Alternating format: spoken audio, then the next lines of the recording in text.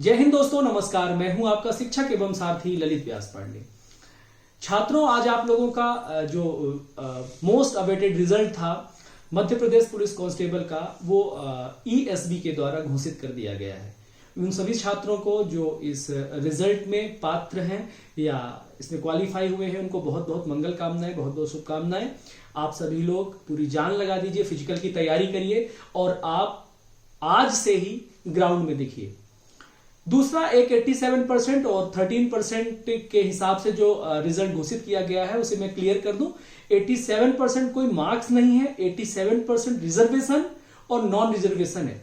यानी कि आप समझिए कि अभी तक जितना भी ओबीसी का जो रिजर्वेशन है तो उतना मान्य है। एक्स्ट्रा 13% रिजर्वेशन के लिए जो कोर्ट में मामला चल रहा है तो वो 13% में 2 लोगों को रिजर्व रखा जाएगा, ओबीसी स्टूडेंट्स को और उसमें अनरिजर्व स्टूडेंट्स को उसमें रिजर्व रखा जाएगा। 87% वालों को अभी पूरी प्रक्रिया के बाद तुरंत जॉब मिल जाएगी। 13% वालों की पूरी प्रक्रिया करवाई जाएगी। आपको रनिंग के लिए बुलाया जाएगा, आपको डॉक्यूमेंट वेरिफिकेशन के लिए बुलाया जाएगा, आपको पूरी तरह से हर प्रक्रिया में सम्मिलित किया जाएगा, लेकिन लास्ट में आपको अपॉइंटमेंट लेटर नहीं दिया जाएगा जब तक कि यह केस कोर्ट में लंबित है। कोर्ट से केस समाप्त होने के बाद अगर ओबीसी के पक्ष में रिजल्ट आता है तो उन 13% लोगों को 13% सीट्स को ओबीसी को दे दिया जाएगा, और अगर ओबीसी के अगेंस्ट रिजल्ट आता है तो जो 13% स्टैंड बाय रिजल्ट हैं वो अनरिजर्व्ड कैटेगरी के बच्चों को दे दिया जाएगा। तो क्लियर हो गया कि 87% और 13% का क्या सिस्टम है, ये आप लोग सभी बच्चे अच्छी तरीके से समझ लीजिए। ये कोई नंबर नहीं है, ये केवल और केवल एक रिजर्वेशन की प्रक्रिया है जो कोर्ट में विचाराधीन है। क्लियर हो गया।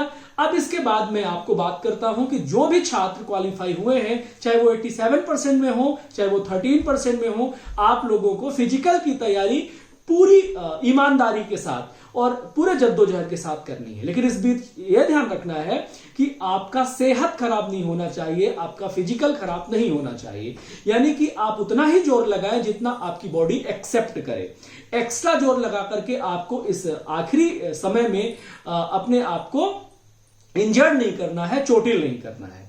दूसरी बात यह है कि हो सकता है कि अभी बहुत ही तत्काल 1 हफ्ते, 1.5 हफ्ते या 2 हफ्ते के भीतर ही आप लोगों को फिजिकल का बुलावा आए या आने लगे। कोई कह नहीं सकता, अभी इसकी कोई पुख्ता जानकारी नहीं है। आचार संहिता लग रही है, लेकिन जो स्टेट गवर्नमेंट की जॉब्स होती हैं उसमें आचार संहिता का कोई मामला नहीं होता है। तो हो सकता है कि ड्यूरिंग दैट उस समय भी आपकी ये प्रक्रियाएं पूरी कराई जाएं, इसमें कोई भी दो राय की बात नहीं है। परंतु आप लोगों को एकदम से आलसी नहीं होना है कि अभी तो चुनाव होंगे, उसके बाद कब आएगा कब नहीं आएगा। आपको अपने फिजिकल के लिए पूरा जोर लगाना है। और सभी बच्चों को, इस परीक्षा में सम्मिलित होने वाले सभी बच्चों को शुभकामनाएं। जिनका चयन हुआ उनको शुभकामनाएं, जिनका चयन नहीं हुआ वो मायूस ना हो, वो निराश ना हो। उनके सामने बहुत सारी अभी और अवसर आने वाले हैं। बहुत सारे अवसरों में उनको अपना प्रदर्शन करने का अवसर मिलेगा, मौका मिलेगा। तो आप लोग अपनी तैयारी को ठीक रखिए कि मायूस होकर गलत स्टेप उठाने की जरूरत नहीं है। ये समय है, समय एक साथ नहीं रहता। आपने मेहनत करी है, मेहनत का आपको परिणाम मिला। किसी को मेहनत का परिणाम जल्दी मिल जाता है, किसी को देरी से मिलता है। तो आपको दुखी नहीं होना है, निराश नहीं होना है, हताश नहीं होना है। इसी शुभकामना के साथ मैं अपनी बात समाप्त करता हूं। मिलते हैं। आज हम चूंकि बाहर हैं, किसी फंक्शन में, स्टूडियो में है नहीं, तो आज मैंने अपनी बात केवल इसी आधार पर रखी है। फिर विधिवत जानकारी के साथ हम आपके सामने उपस्थित होंगे। तब तक के लिए बहुत बहुत धन्यवाद।